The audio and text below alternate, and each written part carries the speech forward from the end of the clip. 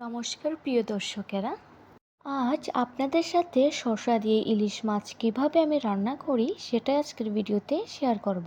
ইলিশ মাছ তো আমরা অনেকেই অনেকভাবে অনেক সবজি দিয়ে রান্না করে খেয়েছি, কিন্তু শসা দিয়ে রান্না করলে এর স্বাদ অনেকটাই বেড়ে যায় আর খেতেও খুব ভালো লাগে। আচ্ছা, এই রেসিপিটি তৈরি করতে কী কী লাগছে দেখার জন্য ভিডিওটি শেষ অবধি দেখে নিন। এর জন্য প্রথমে কড়াইতে তেল দিয়ে দেব গরম হওয়ার জন্য। তেল গরম হতে হতেই ইলিশ মাছের পিসগুলিতে সামান্য লবণ আর হলুদ দিয়ে ভালোভাবে মেখে নেব।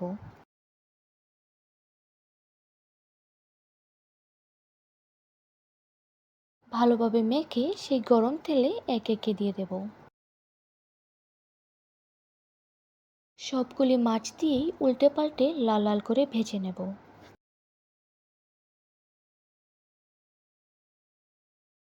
তারপর মাছগুলি ভাজা হয়ে গেলেই তুলে নেব।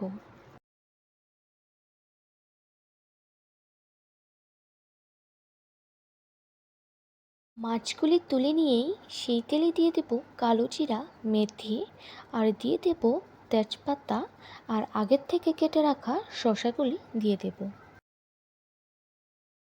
শসাগুলি দিয়ে কিছুক্ষণ নেড়ে চেড়ে এর মধ্যে দিয়ে দেব স্বাদ অনুযায়ী লবণ, হলুদ আর স্বাদ অনুযায়ী কাঁচা লঙ্কা বাটা আর ধনার গুঁড়ো দিয়ে ভালোভাবে নেড়ে চেড়ে কষিয়ে নেব।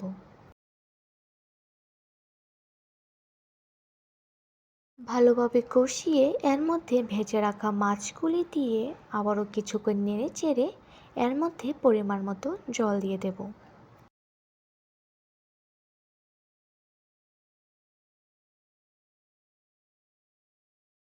জল দিয়ে কিছুক্ষণ নেড়ে চেড়ে ফুটিয়ে নেব।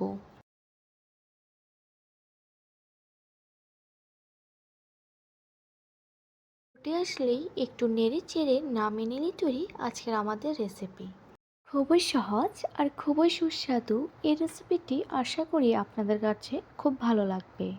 ভালো লাগলে ভিডিওটা অবশ্যই লাইক আর শেয়ার করে দেবেন। এমন আরও নতুন নতুন ভিডিও পেতে আমাদের চ্যানেলটাকে সাবস্ক্রাইব করে পাশে থাকবেন। আবার দেখা হচ্ছে পরের ভিডিওতে। সবাই ভালো থাকবেন, সুস্থ থাকবেন। ধন্যবাদ।